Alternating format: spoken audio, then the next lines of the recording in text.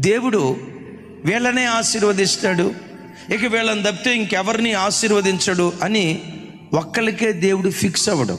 దేవుడు ఎప్పుడు వ్యక్తుల మీద కానీ వ్యవస్థల మీద కానీ ఆధారపడడం, వ్యక్తిత్వం మీద దేవుడు ఆధారపడతాడు. ఆయన మనసు గెలుచుకునే వ్యక్తిత్వం నీలో ఉంటే నువ్వు ఏ కుటుంబంలో పుట్టావు నన్ ఆఫ్ బిజినెస్. నీ కులం ఏంటి, నీ ప్రాంతం ఏంటి, నీ సామాజిక నేపథ్యం ఏంటి, నీ తల్లిదండ్రుల బ్యాక్గ్రౌండ్ ఏంటి, నీ పూర్వపు చరిత్ర ఏంటి, నీ పితరుల చరిత్ర గురించి దేవుడు ఆలోచించడు. నీ తల్లి ఎవరు, నీ తండ్రి ఎవరు, వాళ్ళను గురించి దేవుడు ఆలోచించడు. దేవునికి నీకు దేవునికి సంబంధం.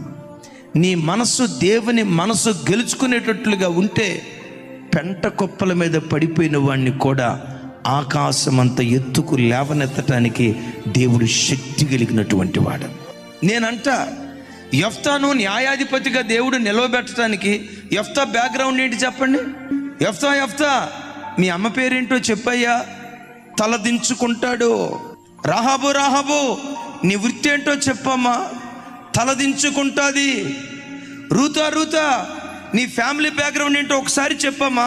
నీ తండ్రి ఎవరు, మీ మూల పితరుడు ఎవరు, ఆ పేరెత్తితే చాలు రూతమ్మ తలదించుకుంటుంది. నేనంట నీ పూర్వపు చరిత్రతో దేవునికి సంబంధం లేదు. నీ తండ్రి మంచోడా చెడ్డోడా, నీ తల్లి మంచిదా భ్రష్టురాలా, నీ తల్లిదండ్రులతో దేవునికి సంబంధం లేదు. దేవుని మనసంతా, దేవుని సంబంధం అంతా నిన్ను బట్టి ఆధారపడి ఉంటుంది. నీ వ్యక్తిత్వం దేవుని మనసు గెలుచుకునేటట్లుగా ఉంటే, నువ్వు పల్లెటూరులో పుట్టావా, తాగుబోతోడు కడుపును పుట్టావా, తిరుగుబోతోడు కడుపును పుట్టావా, భయంకరమైన పాపపు కార్యక్రమాలు చేసిన వాని కడుపును పుట్టావా, దేవుడు పట్టించుకోడు. నీ ఒక్కడివి దేవుని కొరకు నువ్వు నిలవబడితే పెంట కుప్పల మీద నుంచి నిన్ను లేవనెత్తడానికి దేవుడు శక్తి కలిగిన వాడు. రాజుల చరిత్ర కానీ న్యాయాధిపతుల చరిత్ర కానీ మనం బైబిల్ అంతా వెతికితే ఈ గోత్రాన్ని మాత్రమే దేవుడు కోరుకొని ఈ గోత్రీకులనే న్యాయాధిపతులుగా, ఈ గోత్రీకులనే రాజులుగా దేవుడు నిలవబెట్టాడు అని చెప్పుకోవటానికి వీల్లేదు.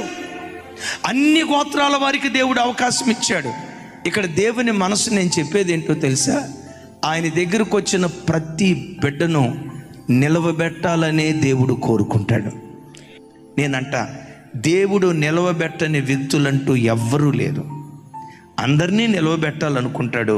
కొందరు కృపను కాపాడుకోవటాన్ని బట్టి కృప వెంబడి కృప పొందుకున్నారు. నా చేతులెత్తి దీవిస్తున్నాను, ఈ స్థలములో ఉన్న ప్రతి బిడ్డ కృప వెంబడి కృప పొందుకుందురుగాక.